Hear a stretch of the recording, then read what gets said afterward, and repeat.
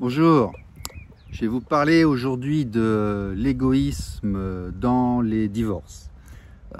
Voilà, ça fait depuis, vous le savez, je suis rentré en France en 2014 et j'observe cet environnement depuis 2017 ou 2018 via la création du blog, les permanences, le soutien et tout ce qu'on a fait depuis pour essayer d'améliorer cette situation qui, en France et en Occident, est très conflictuelle. Et je vais vous parler aujourd'hui de ces comportements égoïstes, insupportables, qui endommagent nos enfants. Il faut quand même le dire. Alors, moi j'étais très surpris en arrivant ici de voir des gens qui sont capables de vous dire « Oh, tu sais, il vaut mieux un bon divorce qu'un mauvais mariage. » Ouais. Enfin, tu sais que quand tu as des enfants, ça veut dire 1 à 2 ans d'année scolaire qui partent en vrille. Ça veut dire une rupture de lien entre l'enfant et l'un de ses parents dans quasiment 40% des cas. Ça veut dire une structure familiale qui génère ce qu'on appelle des familles dysfonctionnelles. On va dire que notre société produit des familles monoparentales féminines. Ça signifie beaucoup de souffrance, ça signifie des milliards d'euros par an uniquement pour les avocats et en frais judiciaires pour les tribunaux. Et donc tout ceci est quand même régulièrement basé sur des motifs puérils et extrêmement égoïstes. Voilà, premier exemple qui me vient en tête, c'est madame est enceinte, ça moi je l'ai vu plein de fois, elle est très occupée, elle est vulnérable, monsieur il est à côté. Monsieur est un parent moderne qui veut s'occuper lui aussi de l'enfant, qui veut venir aider. Donc il vient, il veut aider, mais il est très intrusif. Et surtout, monsieur, lui, il n'est pas tombé enceinte, il est toujours amoureux de madame, et puis il dort à côté tous les jours, et puis il l'aime, et puis au bout d'un an, etc., il se passe des problèmes parce que monsieur, il va commencer à aller un petit peu ailleurs, parce que madame, elle n'a plus de temps pour lui. Et puis madame, personne ne lui a expliqué que monsieur, lui, pareil, ce que je viens de nous expliquer, de temps en temps, je sais pas, un petit coup de main ou une petite attention et tout. Et puis, non, ça, ils oublient complètement de le faire. Ils n'arrivent pas à gérer ensemble cette situation. Et statistiquement, c'est une période où les couples se brisent vraiment très souvent. Voilà.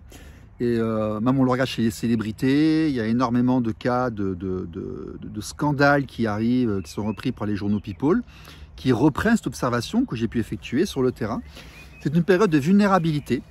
Et moi j'appelle ça de l'égoïsme, et j'appelle ça aussi de l'absence de transmission intergénérationnelle, parce que normalement madame, sa mère aurait dû lui dire, écoute, une fois de temps en temps, ton gars, tu te le gardes quoi. Et monsieur, son père aurait dû lui dire, dis donc là, elle est super vulnérable, elle est super occupée, elle n'y pense pas, tu te débrouilles tout seul et tu vas pas trop l'emmerder, tu vois. Tu protèges, tu pourvois, et durant ce moment crucial qui dure quelques années, avec la mère et le bébé, tu essayes de ne pas l'embêter. Voilà. Mais ça, c'est une transmission qui ne s'effectue pas. Et puis après, ils se séparent. Moi, j'en ai même vu qui se disent, nous, on se sépare parce qu'on s'aime trop, on veut trop s'occuper du bébé.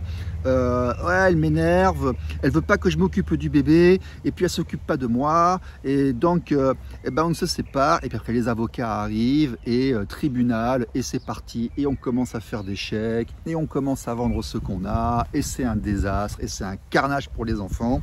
On le sait que tout ça, ça pourvoit environ 60% des placements qu'il y a en France. Bon, ça aussi, entre 1/3 et 2/3 suivant les gens à qui on parle, vu qu'on n'a pas été foutu d'informatiser ce qu'on fait avec nos enfants encore, mais c'est quand même très présent.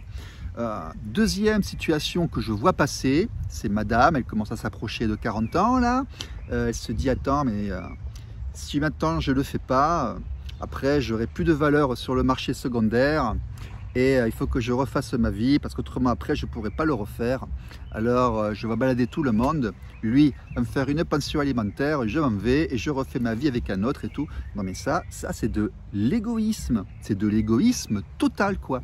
On sait tous que l'amour et la passion durent quelques années, mais après normalement les conventions sociales et l'esprit de responsabilité individuelle devraient faire que on est responsabilisé.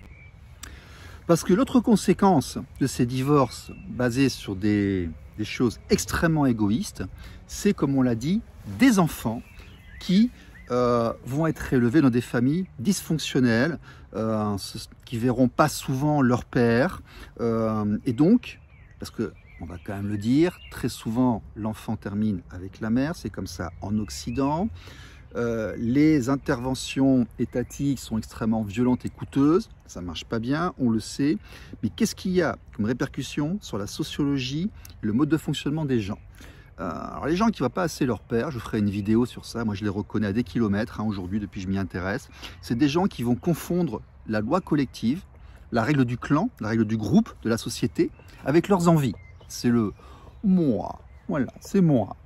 Il y a 2 places de parking, je me mets au milieu parce que c'est moi. Voilà, j'arrive à un rond-point ou quelque chose, c'est limité à 60 ou à 50, je vais rouler à 30 ou à 20 parce que c'est moi. Je suis tout seul, parce que je le vaux bien. Et puis quand il faut travailler, je vais faire que ce que j'ai envie de faire, et etc., etc. Et au niveau notamment des petits délinquants, on se retrouve que énormément de petits délinquants, ce sont des gens qui ont des problèmes avec les règles, avec la règle de manière générale, et qui font des incivilités parce que moi, voilà, j'ai envie qu'eux. Et en fait, le phénomène d'égoïsme s'accentue. Et pire que cela, comme nous sommes à la 3e, 4e génération d'enfants de parents divorcés, il se perpétue et il s'accentue, et ces gens maintenant arrivent dans des postes clés.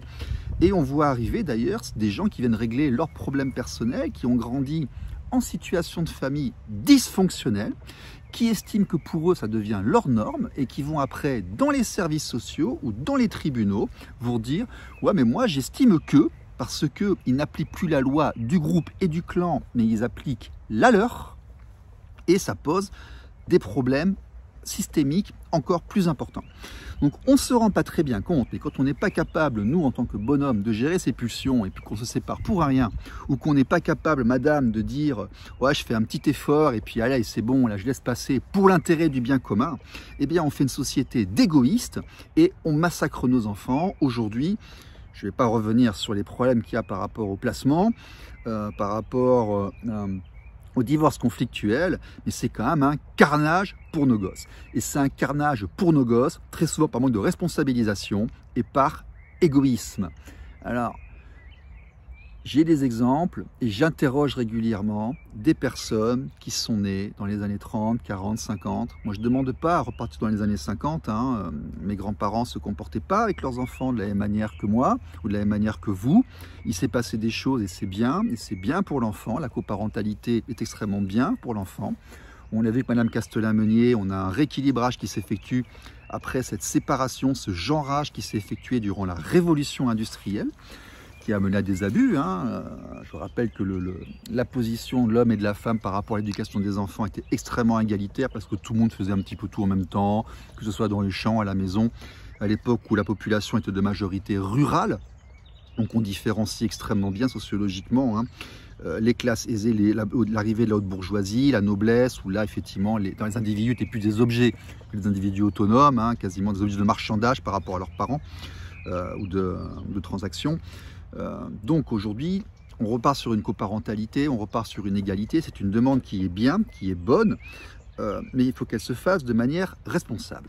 Et nos anciens, ils le savaient tout ça. Combien de couples, en fait, faisaient, au bout de quelques années, chambre à part? Combien de familles n'a pas ces squelettes? Et combien d'entre eux n'ont pas réussi à trouver une solution sans que les enfants le sachent? Voilà, j'ai ma sœur, moi, qui m'a ouvertement dit, on est en médecine, en 4e ou 5e année, elle m'a dit « Le divorce de mes parents m'a déstabilisé ». Elle était grande, elle était majeure, elle commençait déjà à gagner sa vie. Le fait que ses parents se séparent, ça l'a déstabilisé, ça l'a gêné dans sa vie sociale, dans ses études. Il y a une perte de repères, elle a mis un certain temps. J'ai parlé à un grand-père il n'y a pas longtemps, il m'a dit « Mais j'ai appris que mes parents avaient failli se séparer quand j'étais jeune. » Ah, mais il a appris ça, il avait quoi? Il avait 40 ans, quoi. Il a 80 ans aujourd'hui, il en parle, c'est encore un truc absolument énorme. Mais ses parents à l'époque ont réussi à faire en sorte que lui, en tant qu'enfant, ne soit pas impliqué dans leurs problèmes à eux. Eh ben, il y en a un qui est allé habiter dans une autre ville, et puis on sait aujourd'hui, 40 ans, 30 ans plus tard, qu'il avait une copine, quoi. Il vivait là-bas. Et puis madame, elle était à un autre endroit. Et puis lui, ben voilà, mon papa, il travaille là-bas parce que c'est professionnel, puis elle travaille là parce que c'est comme ça.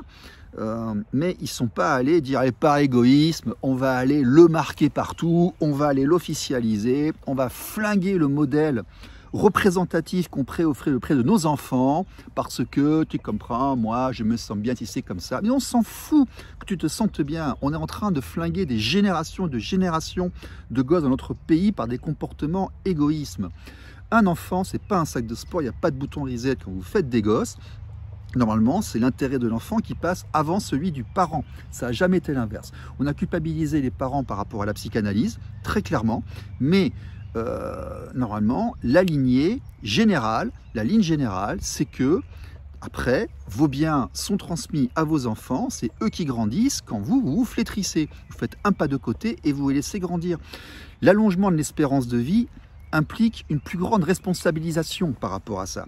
Vous n'allez pas commencer à dire « ouais mais moi », parce que ça on le trouve beaucoup dans les générations des boomers, je suis désolé, c'est une génération qui a été extrêmement privilégiée parce qu'ils ont eu beaucoup plus que les générations avant eux. Les générations qui viennent après ont beaucoup moins que ceux qu'ils ont eux, et cette espèce d'égoïsme-là, dans leur discours et leur comportement, revient énormément. Et moi je dis, vous trouvez des solutions. Vous faites éventuellement chambre à part et vous faites chambre commune de temps en temps pour le bien commun. Vous trouvez vos solutions en tant qu'adulte, mais vous gardez votre image pour le bien de vos enfants. Vous ne leur flinguez pas leur scolarité, vous ne leur flinguez pas leur modèle d'attachement. Parce que quand vous commencez à papillonner, que ce soit le Roméo ou alors la papillonne, dans les deux cas, vous générez des gosses qui ne savent pas faire des efforts sur la durée, qui ne savent plus avoir des amitiés sur la durée, qui ne savent plus avoir des relations d'amour sur la durée, qui prennent des décisions énormes sur un claquement de doigts parce que moi j'en ai envie, et si j'en ai envie, ben, je vais le faire. C'est une responsabilisation pour le bien commun. Voilà. Je voulais vous le dire parce que c'est quand même insupportable. Et ça fait quand même 7 à 8 ans, je dois passer beaucoup de dossiers. Et plus personne ne fait attention aux conséquences de ces envies passagères. Il suffit d'avoir une crise de 2 semaines pour que les gens fassent tout voler en éclats. Et, écoutez, il faudrait vous responsabiliser un petit peu parce que va falloir bien comprendre que l'entité magique et supérieure qui vient venir régler tous vos problèmes, les tribunaux, ça marche pas, les sociaux, ça marche pas, la société, ça marche pas, les avocats, ils coûtent très cher et quand eux-mêmes sont confrontés à ces problèmes-là, même pour eux, ça marche pas. Donc, il va falloir recommencer à vous responsabiliser, à devenir adulte, à ne plus suivre vos espèces de pulsions primaires dès qu'elles arrivent, mais à les contrôler un petit peu pour le bien commun. Parce que ça va être ça, ou alors vos enfants, ils vont être encore plus flingués que la génération qu'il y a aujourd'hui. Et là, enfin, moi je vous dis que l'Occident est en chute libre, hein, mais il y a peut-être des raisons. Il faut se reprendre là, vraiment il faut se reprendre.